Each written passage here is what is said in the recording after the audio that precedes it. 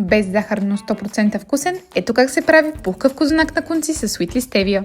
Ще ни трябват брашно, лимонова кора, яйца, стафиди, филирани бадеми за украса, суха мая, масло, прясно мляко, олио и ванилия и главният герой в рецептата Sweetly Stevia.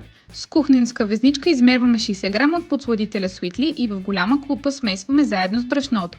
Докато маята шупва за 10-15 минути в топло мляко разбиваме яйцата.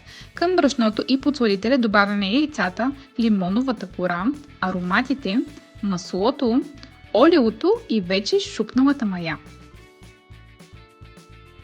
Разбъркваме внимателно съставките и умесваме меко еластично тесто около 10-15 минути. Бабите казват, че хубавото тесто се блъска в плота поне 50 пъти, за да стане на конци. След като сме готови, покриваме и оставяме да втасва за 1-2 часа, докато удвои обема си. След като удвои обема си, разделяме тестото на 3 равни части, добавяме стафидите, предварително простояли в ром и сплитаме на плитка.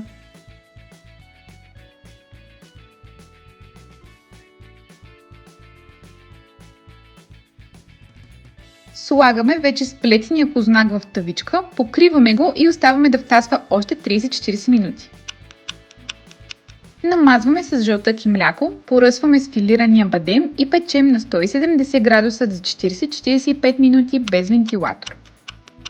И вуаля! Имаме златист, ароматен и без добавена захар козунак на конци. Сега остава само да си го хапнеш и да му се насладиш без огризения. Да ти е сладко!